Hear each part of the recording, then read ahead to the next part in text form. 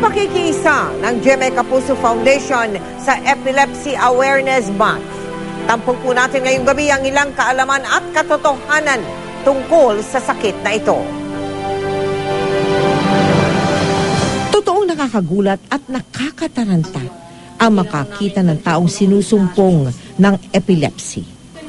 Ayon sa Philippine League Against Epilepsy, marami ang may ganitong kalagayan. Ang epilepsy ay isang grupo ng mga sakit sa utak na ang manifestation ng pasyente nagkakaroon ng paulit-ulit na seizures o convulsion.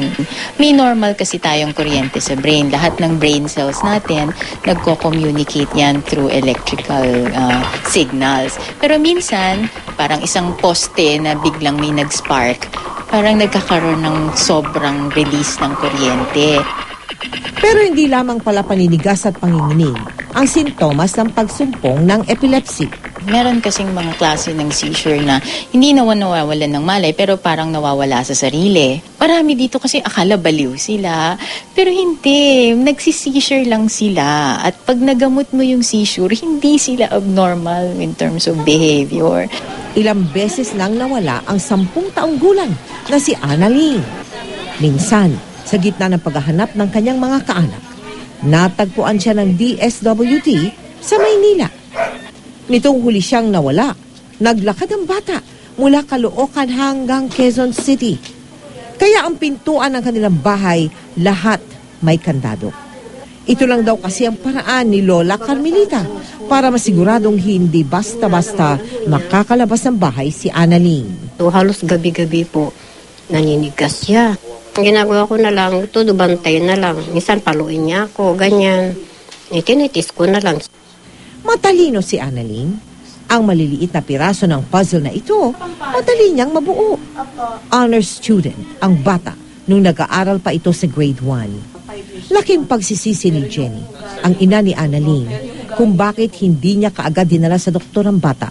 Pag nagagalit po siya, ayan, kailangan pag hindi mo maibigay yung gusto niya, mananakit na po siya, parang susuntukin ka. Ang hindi alam ni Jenny Lynn, naapektuhan na ang utak ni Annalyn hanggang sa napatigil na sa pag-aaral ang bata. Pag nagkukuryente ang utak, kahit normal yung utak, pag inaraw-araw mo na nasosobra, para mong priniprito ang utak, syempre rumurupok yun. Gagamot ho yung epilepsy. At hindi ho lifetime ang gamutan ng epilepsy. Sana nga hindi pa huli ang lahat para kay Annalyn. Sa tulong po ni Dr. Hazel Paragua, naway maibalik natin sa normal ang development ng utak ng bata. Kung may kakilala po tayo na may epilepsy, ibahagi po natin ang mahalagang impormasyong ating natutunan tungkol sa karamdaman na ito at paalalahanan natin sila na ang epilepsy ay may lunas. Kung nais po ninyo magpaabot ng tulong para kay Annalyn, maaari po kayo magsadya sa aming tanggapan o mag-donate sa aming mga bank account o sa anumang sangay ng Cebuana Luwalier o mag-log on sa www.kapusofoundation.com.